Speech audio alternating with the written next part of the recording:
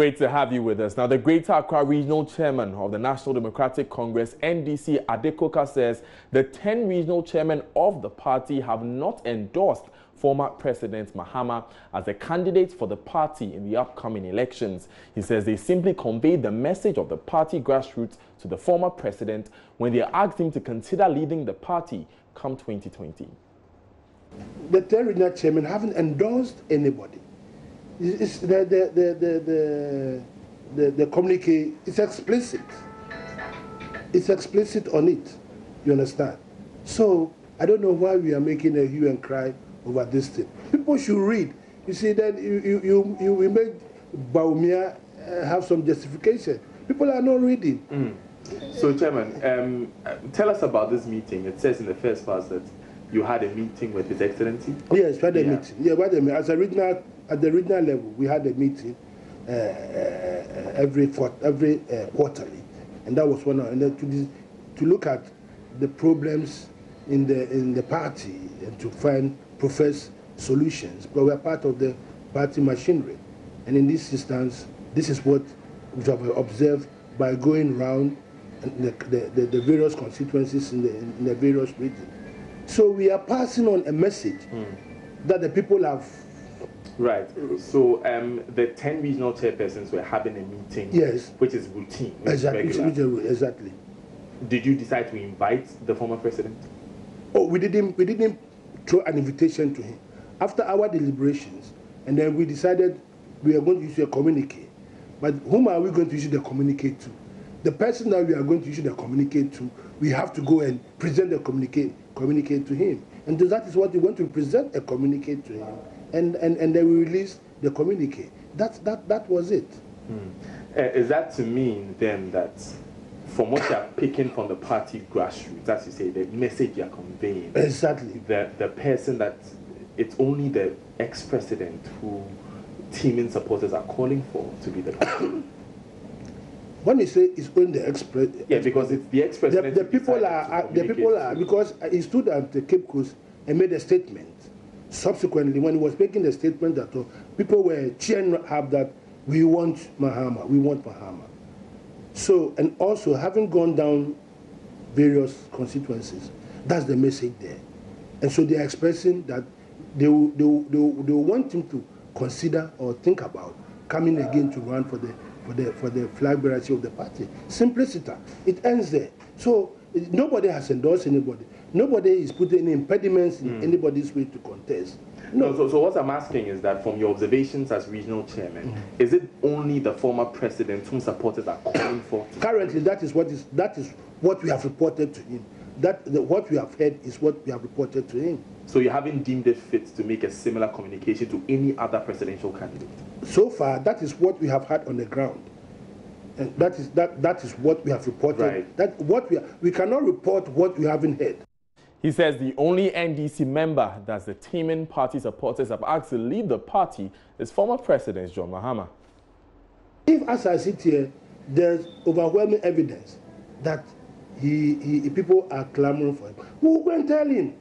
Have you seen any evidence to suggest, for instance, that... I will not answer that question. I will not answer that question. But you answered when it was former President Mahama. Because I've got evidence that effect. So you don't have evidence to the effect as we sit here, I haven't had evidence in Greater Accra that people want a conspiracy. Not even for Nia Masana Mwali, who is an MP from Accra. As I sit here now, the evidence I've got is what I have forwarded to the former president. Now, moving on, the Gaming Commission has destroyed about 600 illegal slot machines. The machines were confiscated by the Commission's task force during their routine checks. Speaking after the destruction at a landfill site at Nsewam, the Commissioner, Peter Mreko, hinted starting next year, the Commission will digitize the operations of slot machines as a way of clamping down on the menace of underage gaming and illegal operators. You step out to town, you see children gathered around it, sometimes, playing their own games and all of that. Well, these are illegal slot machines, and the Gaming Commission, the authorities here, are going to destroy them in Sawam today. We want to find out the motive behind this and why they would want to destroy all of these slot machines. Well, that's part of the curbing down illegal operators in the country. Our monitoring team has been around, and we've seized all these machines to destroy them. We're looking at sanitizing the whole gaming industry in the country. And if you have these illegal operators operating without the knowledge of the commission, and of course operating machines such as this, we need to get rid of you. I want to find out what makes them illegal. How are you able to distinguish that this is illegal, this is legal? What's the difference? Well, the difference is we've got... you should be registered with us. They said the requirements that you need to go through to register with the Gaming Commission if you want to operate any games of chance in this country. We found out that these operators or whoever are manning these machines are not registered with us. Okay. And by law, you're an illegal operator. So if our operation team, the monitoring team goes around, we check us against our records that we have. Okay. If we find out that you're not part of us, we confiscate the machine. Okay. Yeah. Well, so for the legal operators, for those who have been licensed to operate, and what sort of contribution do they make to the Gaming Commission?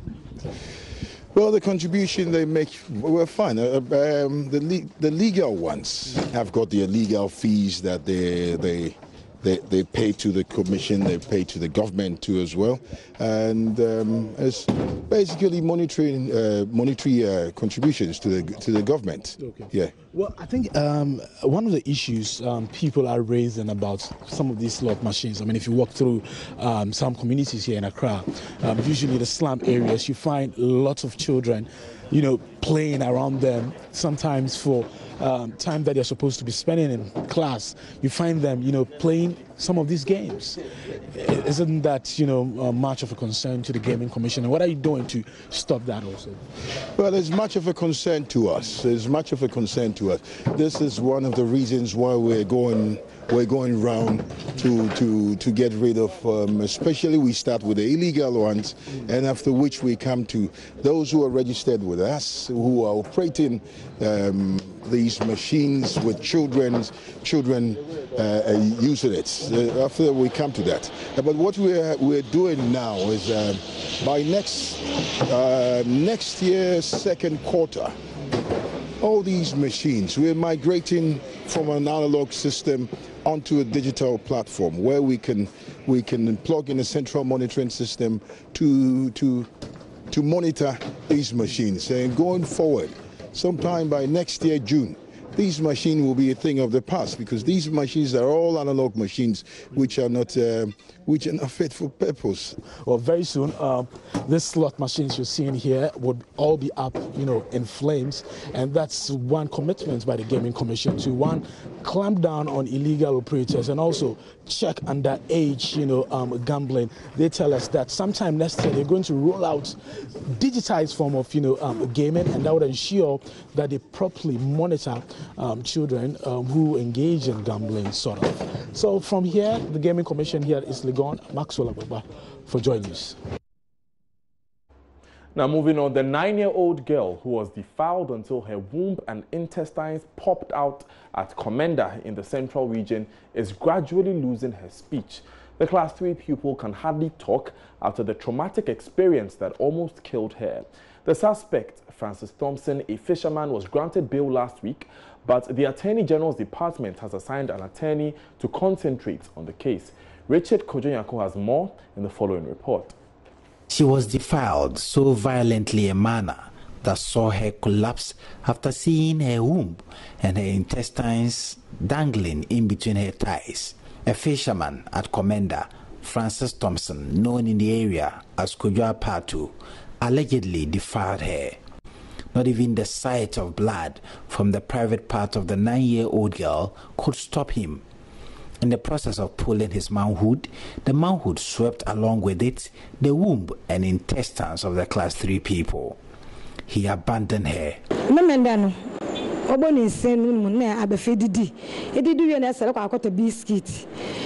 She went to buy some biscuit after eating. The suspect Kujapa to convince her to follow him. I was there when my daughter came with her womb and her intestines hanging loosely. I questioned her and she told me it was Kujapa.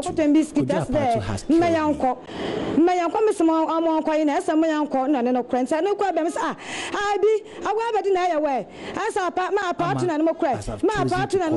Is broken. She looks frail and pale. She's been left heavily traumatized. The incident has affected her speech. She can hardly talk. We write her to 2 clinics. They declined to treat her. We thus went to the Cape Coast Teaching Hospital where she was admitted.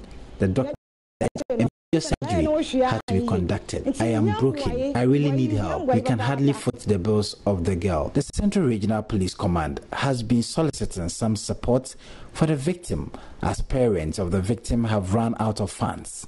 Central Regional Police PRO Irene Opon tells Joy News a lawyer from the Attorney General's office has been commissioned to take over the matter to ensure that justice is served and served very fast. The investigator proceeded to the hospital and we met a doctor who gave a briefing that a major surgery has to be done because the girl was brought in, the intestines was hanging. We now have a response from AG's office that they have taken full responsibility to prosecute it. So a lawyer from AG's office will be prosecuting it. The 2016 candidate of the PPP in the Commander Edna Egwafo-Ebrim constituency, John Sterling, has pledged to foot the medical bills of the victim. He is calling for institutional structures that can take care of such situations and ensure that victims get justice. A 9-year-old, helpless, molested to this extent. I can't believe it, could you? And I think it is time that the government put its foot down. Medical priority. This little girl of 9 years.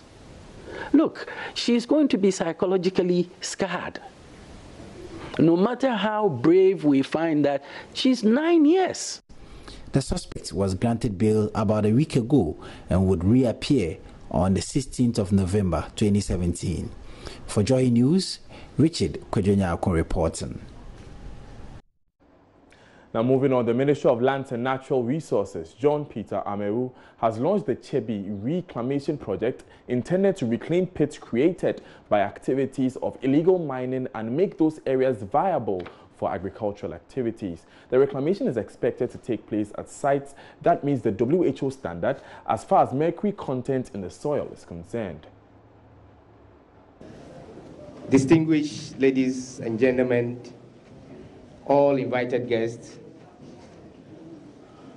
good morning to you all.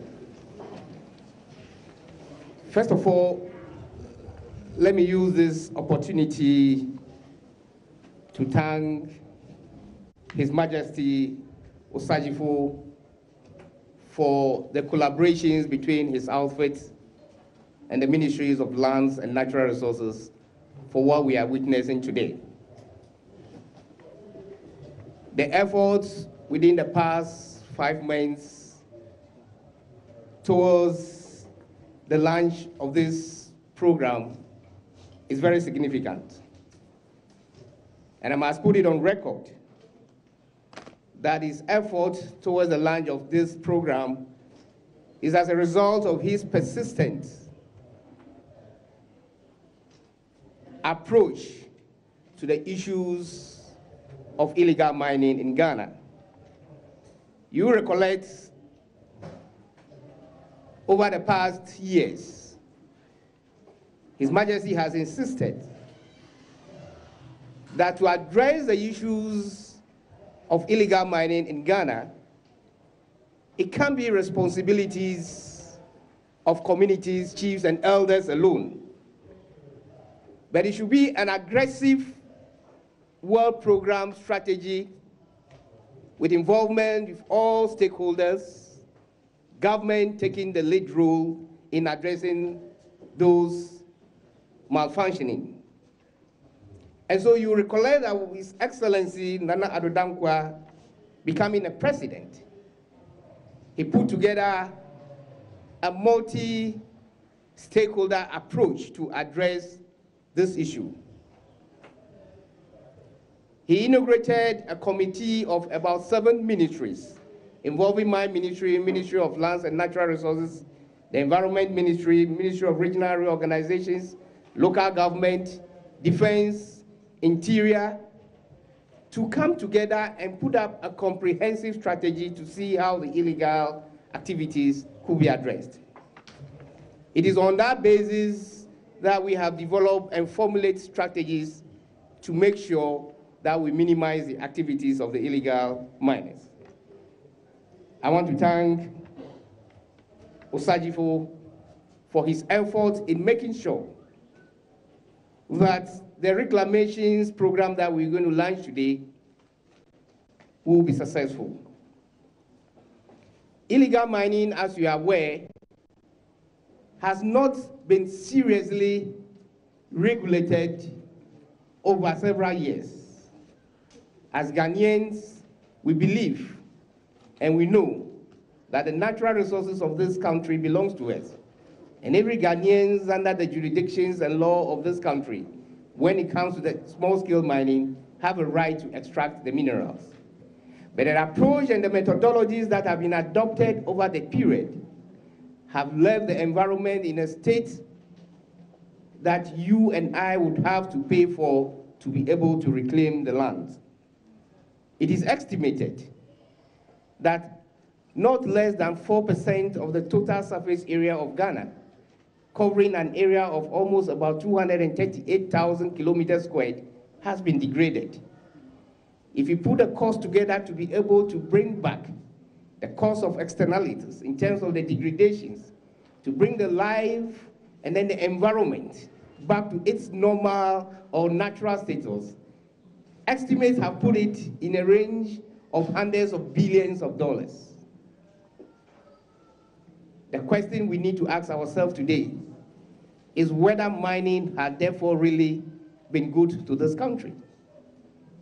If you need to spend so huge amount of money to reclaim the environment, what have you gained as a result of cost-benefit analysis? It is on this note that we believe that mining can only be done, but it must be done in a more sustainable and environmental friendly manner. 5 months ago, the ministry, in collaborations with Osajifo, put together a team to evaluate and estimate the extent of reclamations that will need to be done around this area. The team commenced work and have gone around to identify about almost 18 degraded areas around Chibi townships. Some of the areas are heavily polluted to an extent that more work will need to be done on those areas before reclamation. The ministry, in due course, will put together a committee that will comprise of the Royal Kingdom Palace, the Ministry of Lands and Natural Resources, representative from the Multi-Sectorial Mining Integrated Project, a representative from the Environmental Protection Agency, a representative from the Minerals Commission, and the lead company EcoSika Ghana Limited to formulate strategies of reclaiming these areas as quickly as possible. The committee will report on progress of the reclamation works directly to the 2 ministries and also to the palace.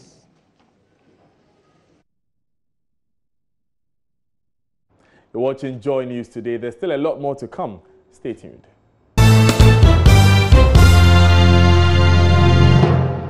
Thanks for staying with us. Now, the Kakum National Park is one of Ghana's best shots in terms of tourism. It is a master stroke of a tourism attraction in Ghana that attracts thousands from around the world. In order for the facility to continue attracting tourists, management of the facility, the Ghana Heritage Conservation Trust, has created a children's park to further deepen ecotourism. Speaking at the launch of the park, Acting Executive Director of the Ghana Heritage Conservation Trust, Maisie Howell, explained the construction of the park is to further showcase Kakum National Park to the rest of the world.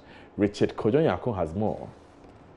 Kakum National Park, one of UNESCO's World Heritage Sites, is a 330-meter 7-bridge canopy walkway that houses many attractions, including a bridge house that enables visitors stay overnight to observe the beautiful sights of nature.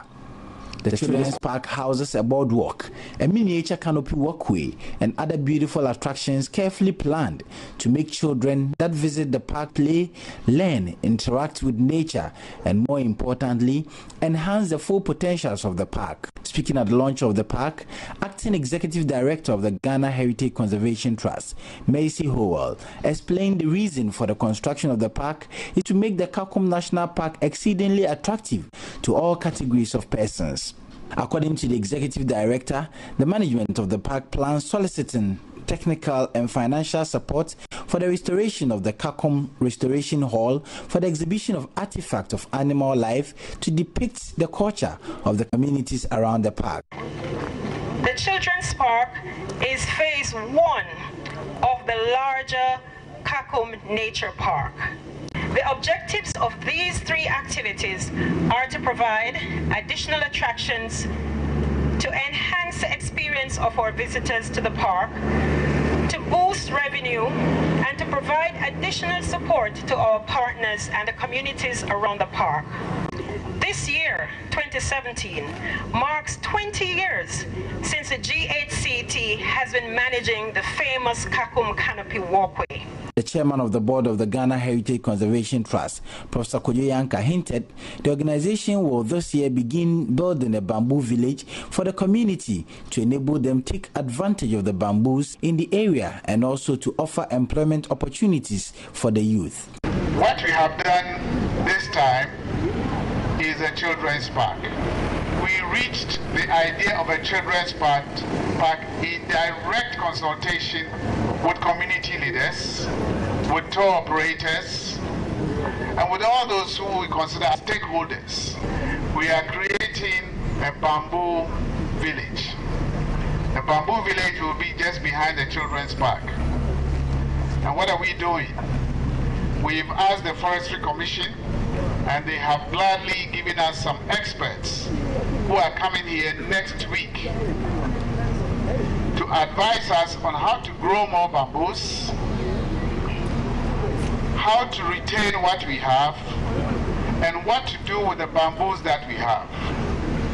There are more than 200 products that they are going to train our youth in to produce from here. So the bamboo village will also have a factory.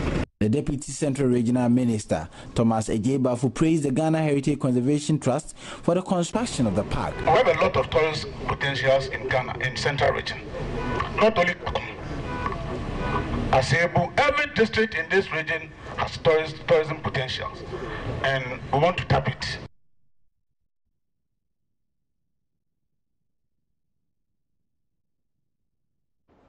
Some have nicknamed it Keta Secondary Boys. In many parts of Ghana, however, it is widely known as Banche Kakro after the cassava crop from which it is made. Believed to have originated from the Volta region of Ghana, Banche Kakro is a local pastry you're likely to spot people buy at any time of the day to whet their appetite. It is one of the most popular street foods enjoyed by both adults and children, irrespective of social status. The Ashanti region town of Kwamo has become one of the production hubs of this pastry, providing jobs for hundreds of people. Love FM's Kwesi Deborah explores the industrial enclave in the following report. It's 2 p.m. A group of people return from farm to unload bags of cassava and firewood. A lady prepares clay tripod stove known as bichia to fortify the clay structures to enable them to withstand excessive heat and last longer.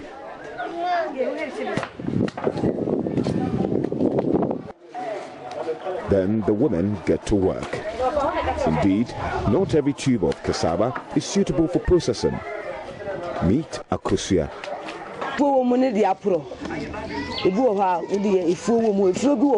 The slightest rot in the tuber darkens the dough and renders the whole lot unusable.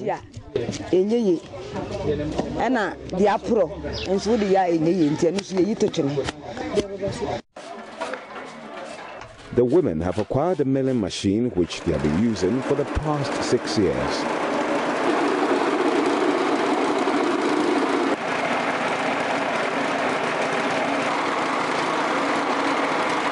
The dough is filled in sacks on a bench. Concrete blocks are placed on them overnight to squeeze the juice out.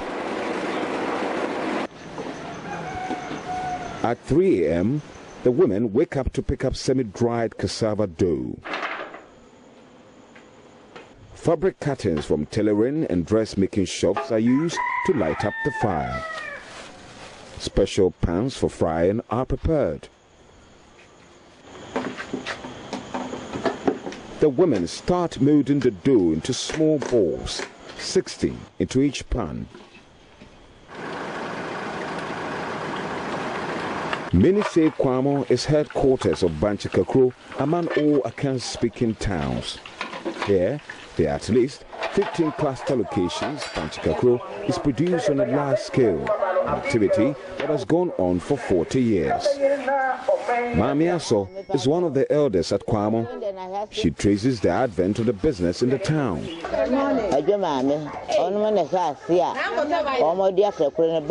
was brought to Kwamo by a woman called Ada. She brought it from the Volta region.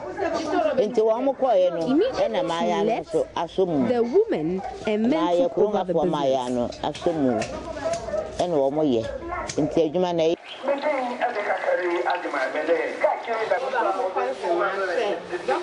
By 6 a.m., distributors arrive to pick their consignment for sale. Distributors come with Kakro's traditional most popular complement, dried coconut. Akuya has been selling the product for 12 years.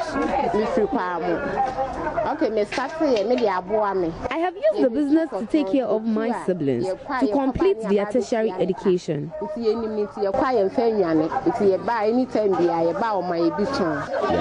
has a 20-year experience.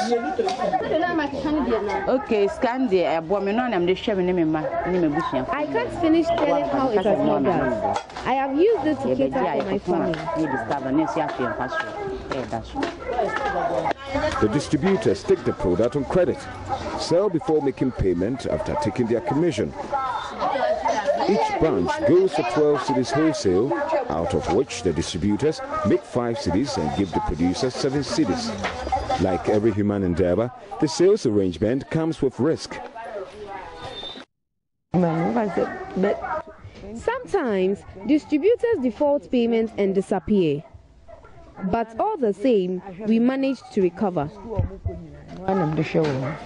The business of Kakro has provided reliable sources of livelihood for men and women at Kwamo. From this, they have looked after their families and acquired property. Many more are taking up the business to make their lives better. For Joy News, Kwesi Deba, Clarify.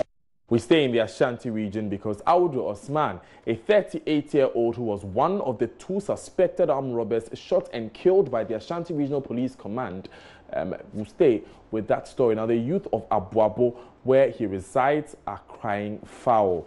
And we've been joined by Erastus Asari Donko on the line. Erastus, what more can you report on this issue?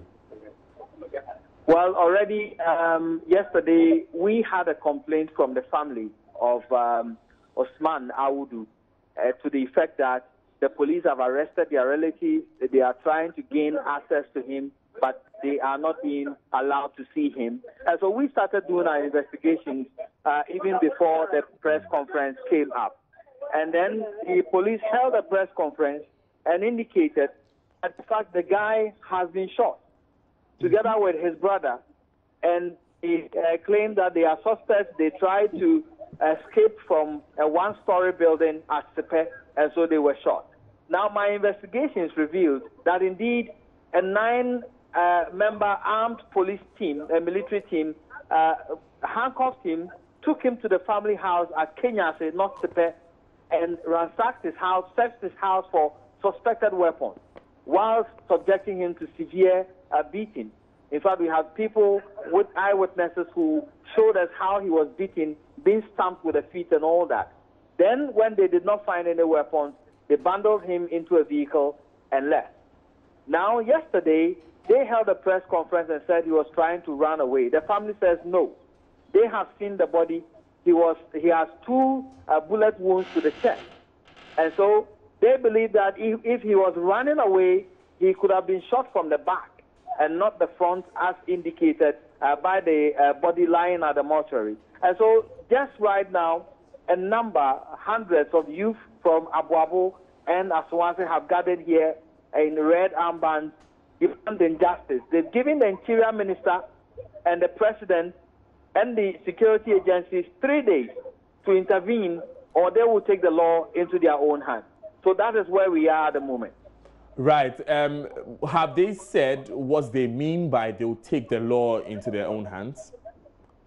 Well, they said when they get to the bridge, they will cross it. But some individuals within the mob have been saying that, well, they know where the police are and they know where they work. And they know that many of the policemen are criminals who smoke weed, allegedly. And they come to their ghetto, seize items from them, and keep them. In fact, they are even accusing the police team who went to search his environment that they stole some undisclosed amount of money. And so they will deal with them as they deem fit. That's what some members of the mob are saying. But the leadership who addressed the conference are saying that they will cross the bridge when they get there. Now, since we got this information that conflicts what the police put out yesterday, have we gotten a response from them? Well, I have heard some members of the police on radio indicating that what I am saying could be right, but then they also think that they took the suspects to 4 different places, and so their story can also be true. Aside that, we are getting no response as to what they intend to do next concerning this particular case from them.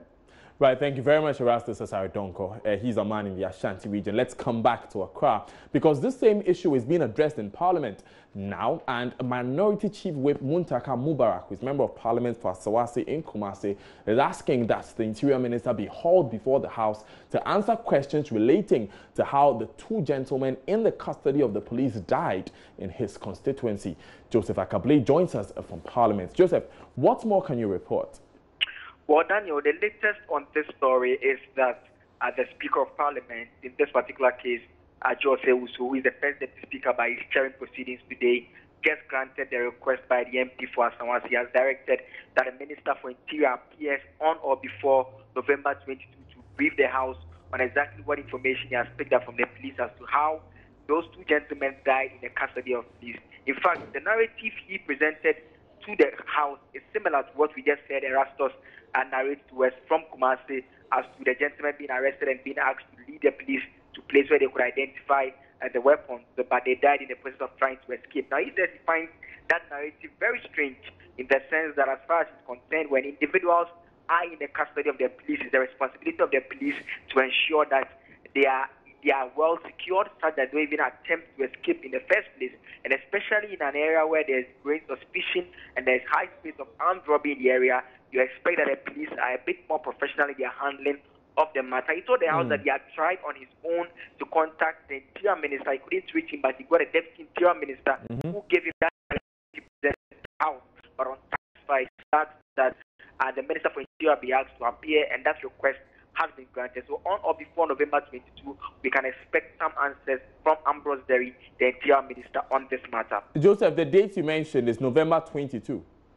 Yes, so he has to appear either on November 22 or before November 22. That. Now, I'm curious, the Honorable Muntaka Mubarak heard the accounts from the Deputy Interior Minister that matches what the police have been telling Erastus in Kumasi. Yes, he said that was the exact account that was presented to him. But the concern he had was that the people in the community also have contrary stories, for which reason he tried to engage the minister himself and, in fact, engage the deputy minister further, but they couldn't meet on those was there a reaction to what he said in Parliament? The only reaction that came up had to do with the speaker who is in the chair, or in the person of Jose, who's the first deputy speaker who is chairing proceedings today, directing that this be done. Apart from that, no other contributions were taken on this matter. Right, thank you very much, Joseph Akable, for that report. Now, moving on, even before the proposed creation of new districts, there is intense agitation over the siting of capitals.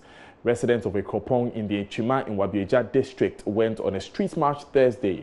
Led by the Traditional Authority, they are protesting alleged moves to site capital of the proposed Echima and Wabieja North district at Barekese.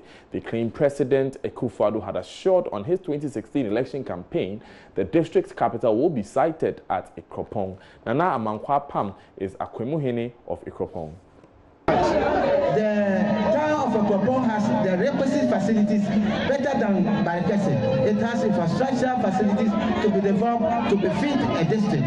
There is Osei-Tutu Senior High School, junior high schools, both public and private, international schools, libraries, playground, good roads, well-laid out streets with street lights, good water supply, good water sanitation, good sewage system, and all other necessary to develop to befit a modern district capital, including a well-patronized market. 5. There is a police station well-staffed with staff quarters. 6. A district, the word is, the emphasis is a district medicine code. A district medicine code, a sine qua non of a good district, and it is the only town in the district where there is such a facility. 7. In matters of revenue generation, Atima Ekropong generates higher than Barekese. Revenue collection in the area shows Ekropong generated 3,950. For more news, log on to myjoyonline.com.